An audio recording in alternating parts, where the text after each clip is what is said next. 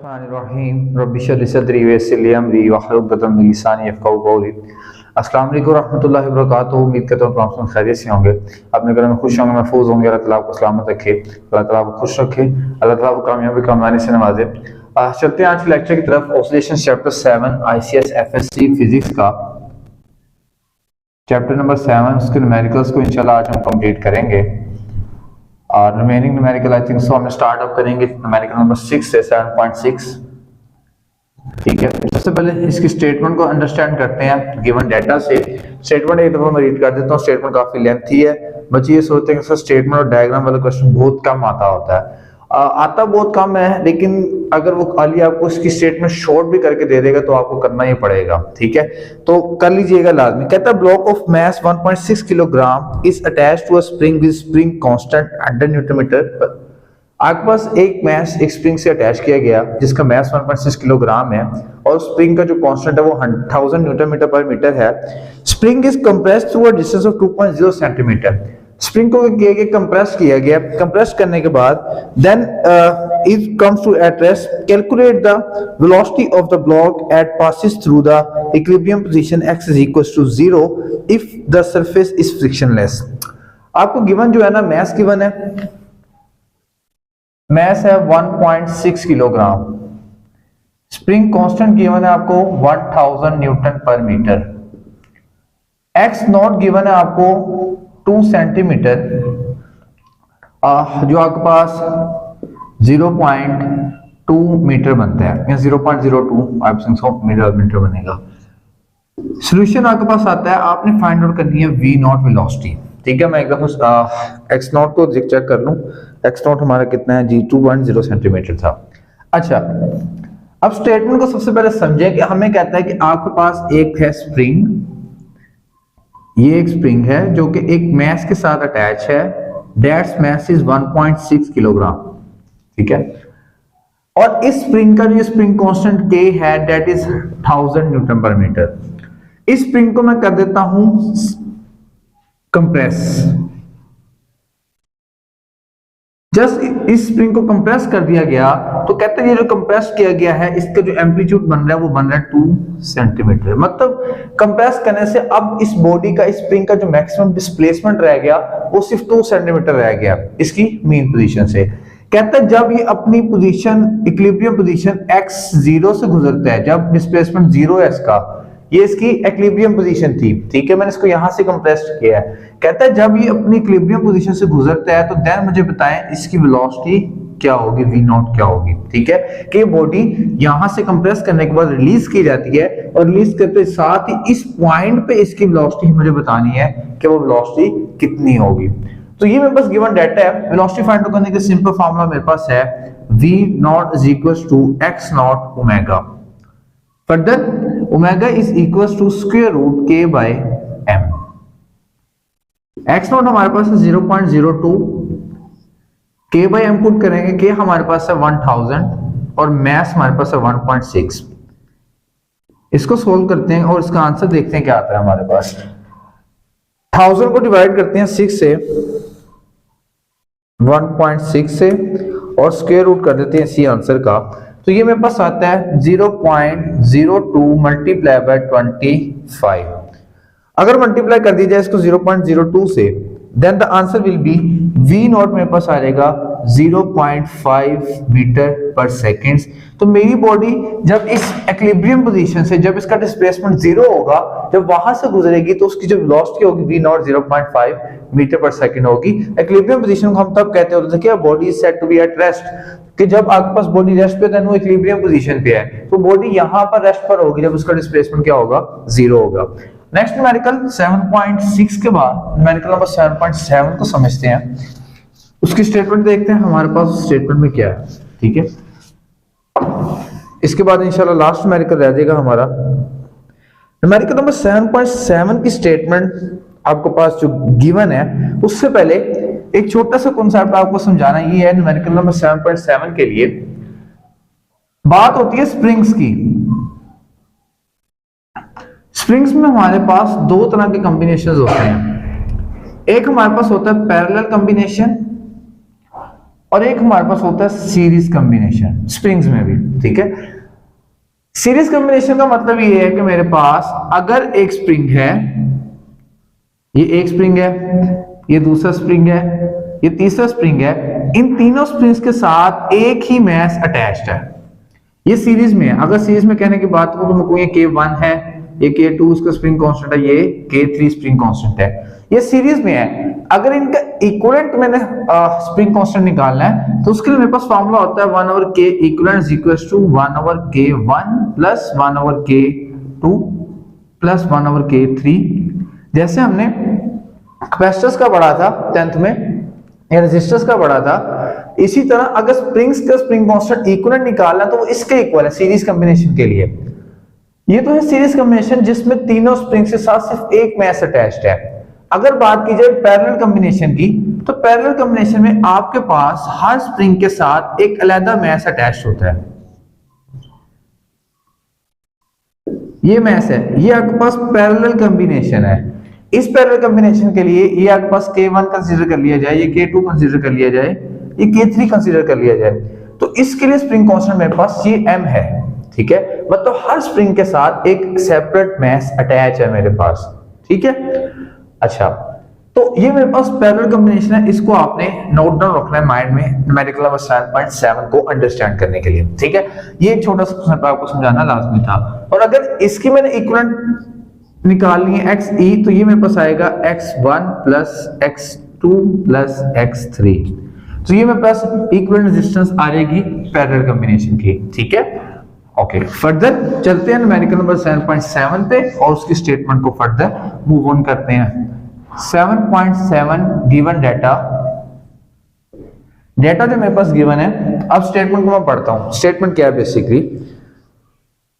Statement ये है मेरे पास, a car of mass 1300 kilogram is constructed using a frame supported by 4 springs। 4 springs को underline कर लें। देखें, आपके पास एक कार है जिसका मैस है 1600 किलोग्राम, 16 या 1300 kilogram, I think so, 1300 kilogram उस कार का मैस है। और नंबर ऑफ स्प्रिंग्स कितने हैं? नंबर ऑफ स्प्रिंग्स है आपके पास 4। क्यों? क्योंकि कार के 4 होते हैं स्प्रिंग, 4 टायर में 4 स्प्रिंग्स होंगे उसके। Further each spring has a spring constant 20,000 newton metre.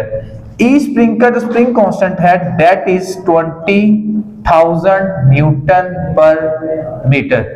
ये आपके पास कितना है? 20,000 न्यूटन पर मीटर है आपके पास। Further if we people riding in the car have a combined mass of 160 kilogram. अगर 2 आदमी उस कार में हैं और उनका कंबाइंड मास आता है 160 किलोग्राम, फिर मास को भी देख लेते हैं, M2 लिख लेते हैं, 160 किलोग्राम ये उस कार में जितने पर्सन्स बैठे हुए हैं उनका मास है। Further the last one is that find the frequency of vibration of car when it is driven over a pothole in the road. अगर आपके पास पोर्ट होल आ जाता है रोड के दरमियान, ठीक है, जहां पे मतलब आपको जर्क लगता है बाइक जिसको कार को, तो बताएं कि आपके उन स्प्रिंग्स की फ्रीक्वेंसी कितनी होगी basically. Further assume the weight is evenly distributed. Assume ये करना है हमें कि वेट जो है वो इवनली डिस्ट्रीब्यूट हो चुका है। अब यहां पे बात समझें, याद रखें कार में आपके पास जो स्प्रिंग्स हैं वो पैरेलल कॉम्बिनेशंस में लगे होते हैं। अगर इक्विवेलेंट में निकालना चाहूं स्प्रिंग कांस्टेंट पैरेलल कॉम्बिनेशन के लिए, तो that is K1 plus K2 plus K3 plus K4 आएगा, ठीक है। या हम उसको n टाइम्स 20,000 भी कर सकते हैं, और n कितना मेरे पास 4 है, 20,000, तो that will become total spring constant कितना आएगा? 80,000 न्यूटन पर मीटर मेरे पास आएगा K इक्विवेलेंट सॉरी। इसके बाद हमें फाइंड आउट करनी है बेसिकली फ्रीक्वेंसी। इस सॉल्यूशन में चलते हैं। फ्रीक्वेंसी के लिए मेरे पास फॉर्मूला होता है 1/2 पाई, ठीक है। अगर बात की जाए मेरे पास टाइम पीरियड की, तो time period is inverse of 1/f, ठीक है। और अगर f की बात की जाए तो that is also 1/t। Time period यहां पे पुट करें तो टाइम पीरियड आपके पास आ जाएगा 2 पाई स्क्वायर रूट स्प्रिंग के लिए m/k, ठीक है। अब फ्रीक्वेंसी अगर निकालनी है तो फ्रीक्वेंसी के लिए फॉर्मूला बन जाएगा 1/2 पाई स्क्वायर रूट के बाय एम। ठीक है, इसी फॉर्मूले को जनरलाइज करके आगे यूज करते हैं। अब ये मैथ जो है इस कार का कंबाइंड मैथ अगर फाइंड कर लिया जाए एम को चेंज करके, तो that is m1 plus m2, that is 1300 plus 160, so that will become 1460 kilograms. ये आपको पास टोटल मैथ सारे को यहां पुट करेंगे। तो frequency is equal to 1/2 pi square root के आपके पास आता है 80,000 डिवाइडेड बाय मैथ आपके पास गिवन है, टोटल मैथ आपके पास आता है 40 इंटू 60 किलोग्राम। इसको डिवाइड करके आंसर फाइंड आउट करते हैं। 80,000 okay, divided by 1460, square root of the answer that will become 7.4, 1/2 3.14 multiply by 7.40, okay, 2 multiply by 3.14 and 1 divided by answer 0.1598, multiply करेंगे जब इसको 7.40 से, तो हमारे पास अप्रोक्सीमेटली आंसर जो आएगा डेट इज फ्रीक्वेंसी जो आएगी, फ्रीक्वेंसी आपके पास आएगी 1.17 हर्ट्ज। तो आपके पास जब आपकी कार उस पाथ होल से टकराती है, ठीक है, तो उस तब स्प्रिंग्स की जो वाइब्रेशन की फ्रीक्वेंसी है डेट विल बिकम 1.117 हर्ट्ज। ठीक है, राउंड ऑफ करके 1.18 हर्ट्ज हो जाएगी। न्यूमेरिकल नंबर 7.8 और लास्ट न्यूमेरिकल इस चैप्टर का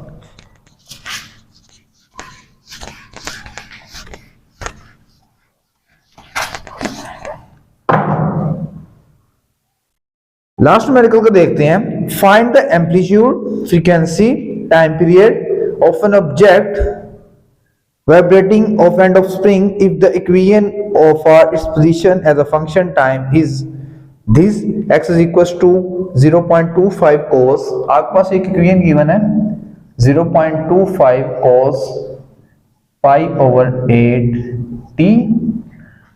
इस इक्वेशन के गिवन होते साथ आपको फाइंड आउट करनी है frequency, time period and amplitude. ये आपको तीन चीजें फाइंड आउट करनी है। और देन आपको एक और बात उसने कही, what is the displacement of the object after 2.0 second. आपने डिस्प्लेसमेंट ऑफ ऑब्जेक्ट भी बताना है जब आपके पास टाइम हो 2 सेकेंड का। सबसे पहले इस इक्वेशन को देखते हैं और फाइंड आउट करते हैं frequency, time period and x not.